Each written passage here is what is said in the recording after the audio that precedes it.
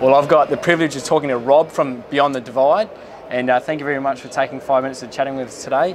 Yeah, everyone sort of been looking at your TV series, and we've got a lot of new viewers out there that would maybe not know who you are, but would you be able to explain a bit of your history and how you got into it and all that? Yeah, well, yeah, this is Moroka 30. This is my real job. This is what I do. This is a brand of hunting gear that myself and Tony run. I design this gear for Australian hunters. I'm very passionate about our brand and our conditions and our weather and our climates. That's what we're designed for.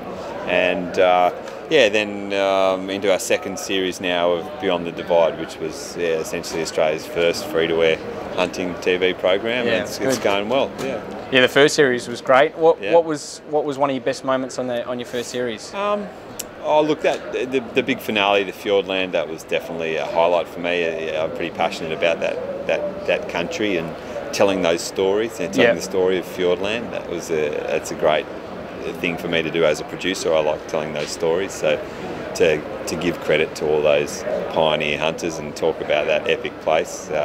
Yeah, I love that. So that was a highlight. But look, mate, Series 1 was a whole highlight for me. Just getting it up, just finally getting it on TV, you know. And when we first shot that first fallow deer in the second segment of episode 1, you know, that was it. Bang, that was the first shot fired on Australian TV. So it was a good episode. It went down well, and the rest is history now. Yeah, and speaking a bit about history, how did you get into the sport, or how did you get into more that side of hunting?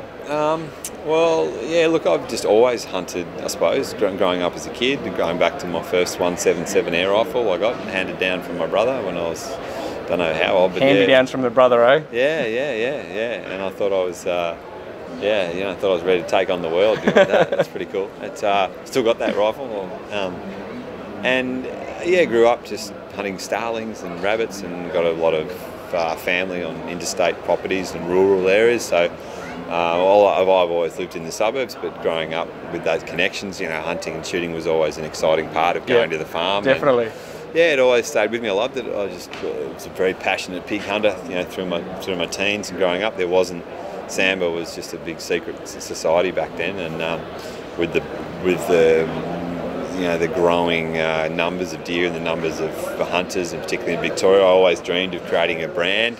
There wasn't the numbers to do it a long time ago now, but there is. In 6 years I've been working this brand, and we're really getting it going now. And yeah, the community's got a lot bigger. Oh, huge, definitely. Yeah. This couldn't survive really. It's pretty competitive now as it is, but we're definitely making our way forward. So I think in the coming years, in the years to come, will be a strong base, reliable brand for Australian hunters. Yeah. And what's probably been one of your scariest moments on your hunting trip? Oh, look, yeah, dealing with any wild animal, there's always moments. You get a few scary moments in the bush in some of those big remote places. But yeah, look, I get asked that a bit, and fear and stuff in the backcountry on your own. That's something that's interesting to deal with. I don't really get scared of those mountains and stuff anymore. I used to. It's pretty intimidating when you first start out there, but I love being out in that country. But yeah, we've definitely got nothing to worry about in this country. But I had a run-in with, I had a pretty crazy run-in with a moose in this second series on a backpack hunt in Idaho that the viewers will see at the end of this.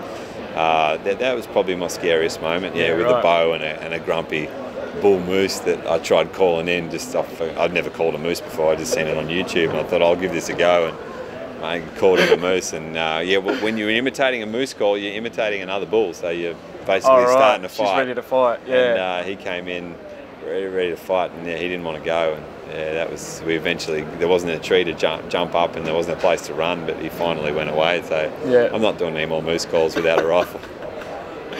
I nearly got trampled by a moose, and had a grumpy banting at me, and had a bison stomp at me in Montana, and a few things. But I like getting in close and getting photos. You know, that's the risk you play with taking cameras in and that kind of stuff. So always treat animals with respect. Yeah, they're only doing what they do.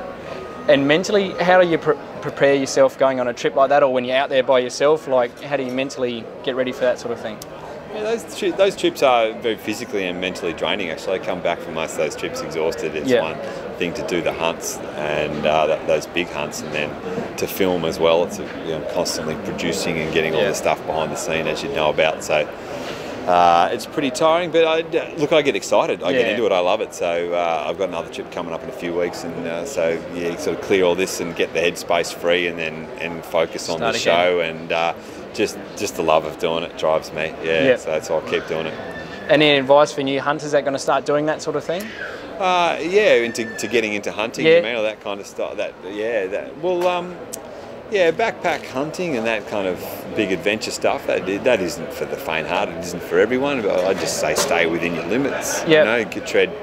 Go gently in stages, and set realistic goals for yourself. The achievable goals. Just get into it gently. Don't get out for a month's trek on your first one. That's right. Don't go out for 10 days. Go out for a couple of nights, and stay within your limits, and work with the weather, and always stay safe and enjoy it. Just above all, enjoy it. Excellent.